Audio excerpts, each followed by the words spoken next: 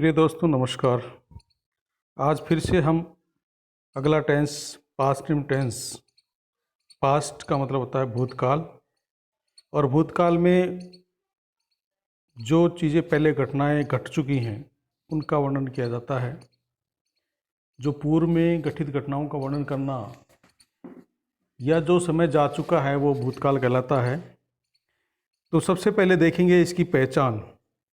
तो पहचान इसमें है या ये, सबसे पहले देखेंगे इसकी पहचान। पहचान में है या, ये, ई, रा, रे, री, था, ते, थी, ये इसकी पहचान है।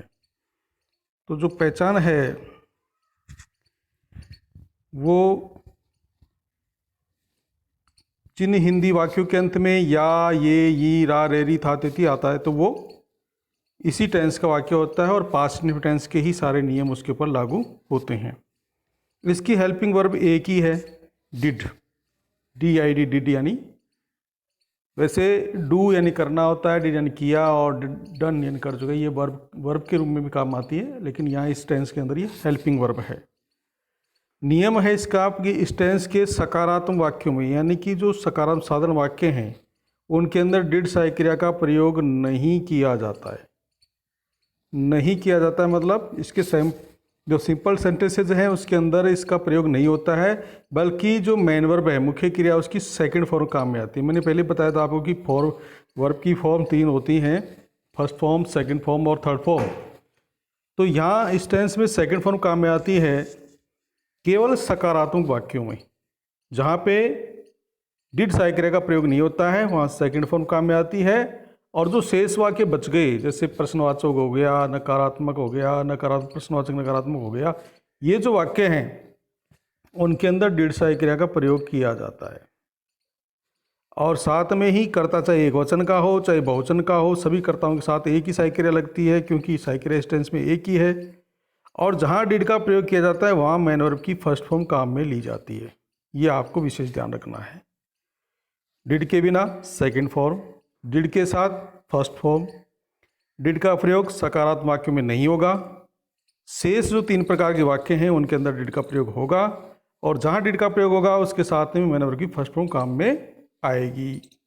तो आप देखते हैं इसका जो सकारात्मक वाक्य का जो पैटर्न है, सेंटेंस पैटर्न है, वो है कि पहले सब्जेक्ट लगाएंगे, फिर मेन वर्ब की सेकंड फॉर्म लगाएंगे, और फिर ऑब्जेक्ट लगाएंगे। ये इसका पैटर्न है। तो मैंने 2 वाक्य उदाहरण के लिए आपको बताए हैं। पहला वाक्य है कि वह जयपुर गया, जो आपको दिख रहा होगा, वह जयपुर गया, ये वाक्य है। तो रचना सूत्र के अनुसार अगर हम इसको बनाएंगे तो सबसे पहले हम लगाएंगे इसके अंदर सब्जेक्ट लगाएंगे, फिर मैंने सेकंड फॉर्म लगाएंगे, फिर ऑब्जेक्ट लगाएंगे जो पीछे। तो यहाँ सब्जेक्ट है, काम के करने वाले को कर्ता कहते हैं या सब्जेक्ट कहते हैं। इस वाक्य में वह जो है वह क्या है, सब्जेक्ट है, और वह की स्पेलिंग हमने लिख दी है ही। उसके बाद में मेन वर्ब की सेकंड फॉर्म गया यानी जाना, और जाना की स्पेलिंग होती है गो। तो गो, वेंट, गोन, ये 3 फॉर्म होती है। गो फर्स्ट फॉर्म होती है, वेंट सेकंड फॉर्म होती है, और गोन थर्ड फॉर्म होती है। तो इस तरह से गो, वेंट, गोन, तो यहाँ पे वेंट जो है सेकंड फॉर्म है, इसलिए ये आ जाएगी। इसके साथ में अधिकतर अपन टू लगाते ही हैं। और फिर बच गया ऑब्जेक्ट, तो ऑब्जेक्ट हो गया इसके अंदर जयपुर हो गया। तो वाक्य बना आपका ही वेंट टू जयपुर, वह जयपुर गया। नेक्स्ट वाक्य देखिए, उन्होंने पत्र लिखा। उन्होंने बहुवचन में है, उन्होंने के लिए हम दे का प्रयोग करेंगे।